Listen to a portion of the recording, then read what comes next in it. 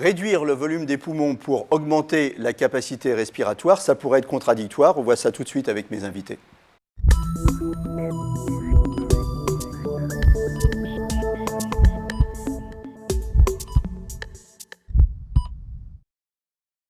Avec moi sur le plateau, le docteur Armel Marceau. Vous êtes pneumologue à l'hôpital Bichat. Camille Abadi, vous êtes responsable du développement des marchés sur l'Europe de l'Ouest pour la société Pulmonix.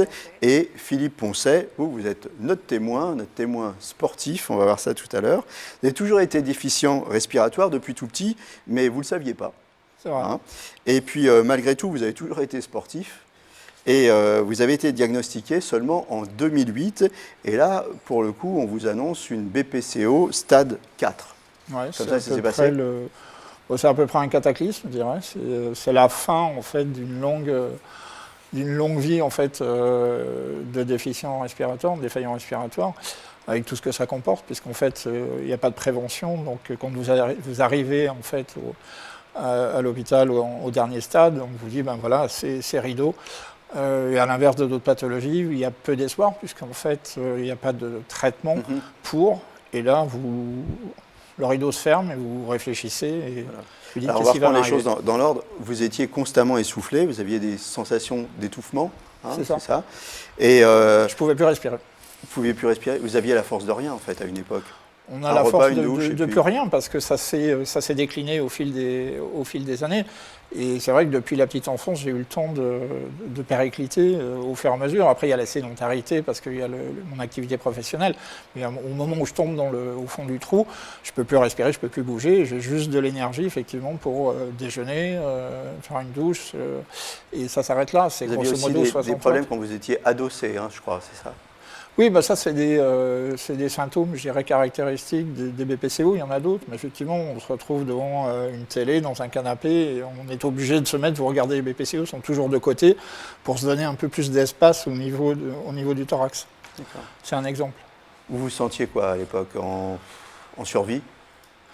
Oui, j'en ai pas forcément confiance, parce que je faisais partie un peu des équipes de battants, mais là, quand vous êtes au pied du mur, oui, j'ai un professeur devant moi qui me dit attention, là c'est de la survie et la bascule n'est pas très loin, donc il va falloir qu'on fasse quelque chose. Et malgré tout ça, en 2009, alors vous commencez un reconditionnement physique, kiné respiratoire, kiné pour activité sportive, et au bout de 2 ans, bon, ça va mieux, mais ça plafonne. Hein.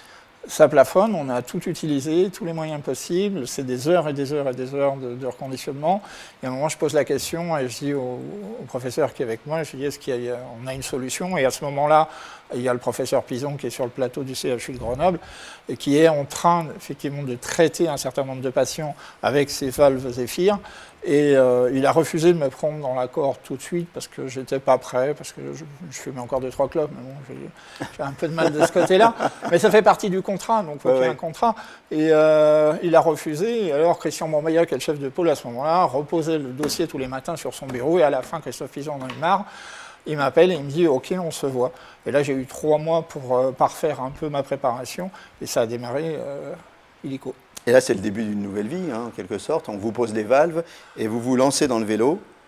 Oui, c'est pas aussi synthétique que ça, oui. parce que... c'est parce qu'on n'a pas beaucoup de temps dans l'émission. Oui, non, mais vous êtes HS et je vais aller très vite, mais grosso modo, pour avoir une image, un patient à mon niveau arrive dans ces services-là avec une capacité, je dirais, de respiratoire d'1 litre, si on parle en litres.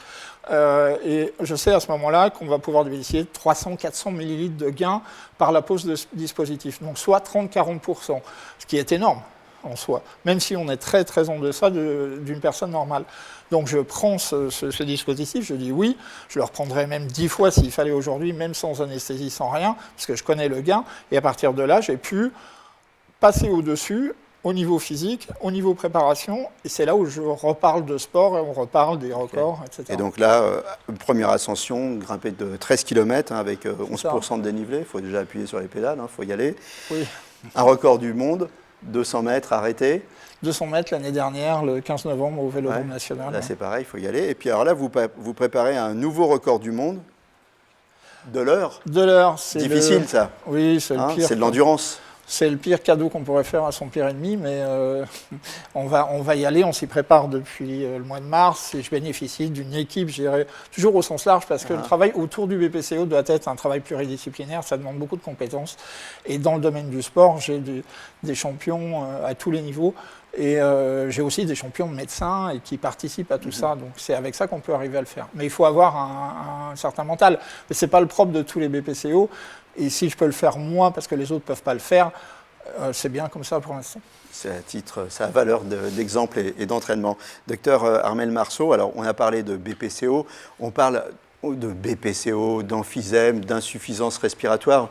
Expliquez-nous un peu la différence entre tout ça et comment ça se passe. La BPCO, c'est un terme général, on va dire, qui traduit l'obstruction bronchique liée à l'inflammation. On a des BPCO sans emphysème et puis des BPCO avec emphysème, c'est-à-dire que chez ces patients-là, il y a en plus de l'obstruction bronchique une destruction des alvéoles, qui sont ces petits sacs au niveau des voies aériennes distales, au-delà des bronchioles, qui va entraîner une augmentation de taille du poumon et surtout des anomalies des échanges gazeux. Et le résultat de tout ça, c'est l'insuffisance. Et le résultat, l'évolution naturelle de la maladie, malheureusement, c'est l'insuffisance respiratoire. C'est le stade terminal de la maladie. Le diagnostic, comment on fait le diagnostic? Alors, le diagnostic, c'est essentiellement la clinique, l'interrogatoire du patient et la description d'un essoufflement qui va se majorer progressivement pour des efforts de moins en moins importants. Et puis surtout, on le confirmera par des explorations fonctionnelles respiratoires, c'est-à-dire des mesures du souffle qu'on fera chez le pneumologue et qui va confirmer l'obstruction des bronches et le gros volume pulmonaire avec une augmentation du volume résiduel. Dès qu'on commence à être essoufflé, il ne faut pas attendre, il ne faut pas se dire c'est un petit coup de fatigue, il faut aller voir un peu. Il faut regarder son volume respiratoire, faire quelques examens. Il y a plusieurs causes et il faut faire le diagnostic. Les traitements, médicaments. Médicaments dans un premier temps, avec des traitements inhalés, des bronchodilatateurs, éventuellement ensuite des corticoïdes.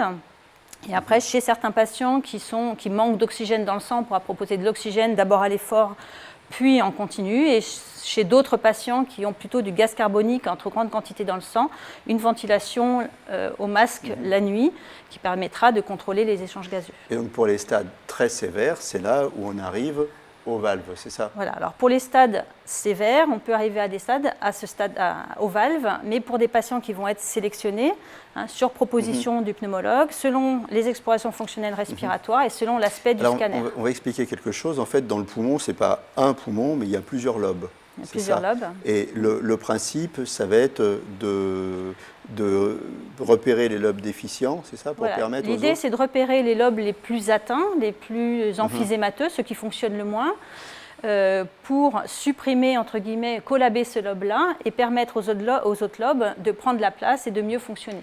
D'accord, ok. Alors Camille Abadi, vous, chez Pulmonis, vous avez justement développé ce système de valves pour réduire le volume des lobes lésés. Le principe, on vient d'en parler un petit peu, mais on peut rentrer un petit peu plus dans le détail du principe? Oui, très rapidement, on est sur des valves donc, qui vont se poser à l'aide d'un bronchoscope. Le docteur Marceau en parlait tout à l'heure.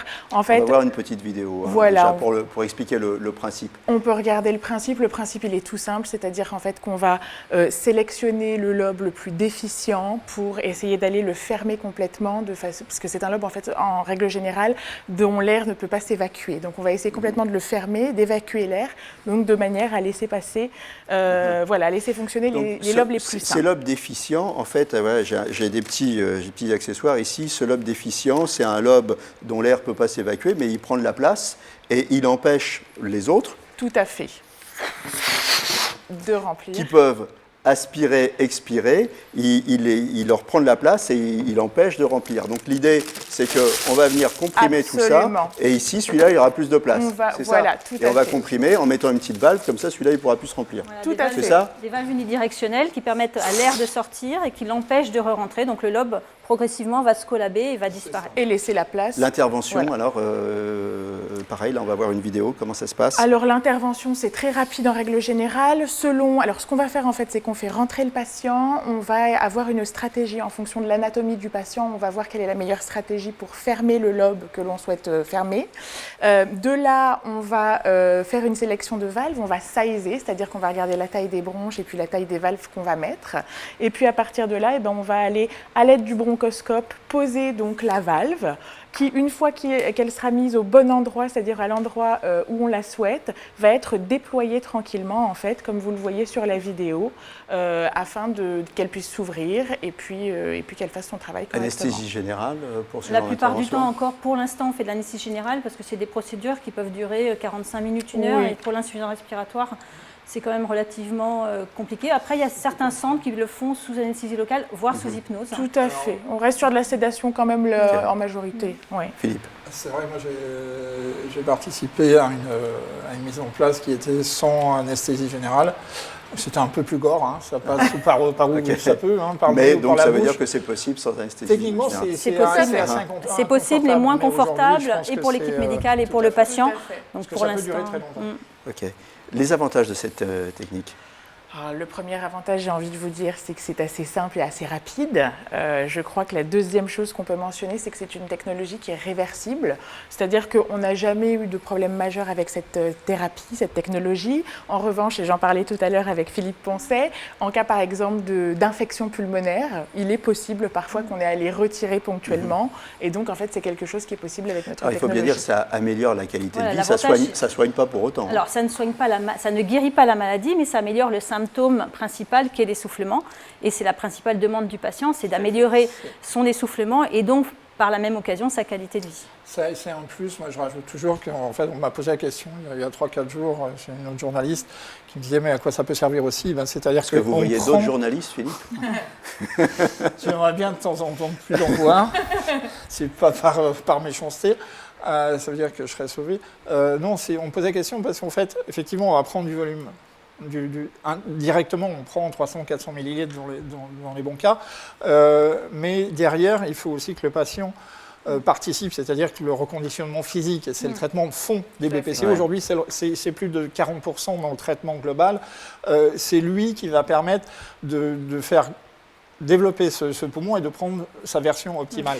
Et à partir de là, ce n'est pas qu'une question d'essoufflement, c'est que j'appelle les valves, pour moi, c'est un effet de levier dans le cadre du reconditionnement physique, parce que des gens qui sont limités à 1 litre peuvent pratiquement plus rien faire, mais à 1,50 litre, passer au-delà du litre et demi, pour moi et pour mon équipe, c'est la bonne zone. Et à partir de là, on redonne effectivement de la puissance énergétique au patient, et là, on peut lui dire, ou lui imposer, mais souvent on lui demande, de faire des efforts que nul être humain aujourd'hui, il faut bien le comprendre chez un BPCO, ce n'est pas une simple pathologie, c'est très très violent. Voilà. Donc c'est un très bon dispositif. C'est un levier pour un nouveau départ. Et c'est primordial vraiment de maintenir une activité physique régulière. C'est vraiment un traitement important chez le BPCO de maintenir l'activité physique régulière, même après la pause des valves. Je vous remercie tous d'être venus sur le plateau. Une première chose, arrêtez de fumer. J'espère que vous avez arrêté. Et bonne chance pour votre record à vélo. Merci. Merci à tous, à très bientôt. Et d'ici là, portez-vous bien.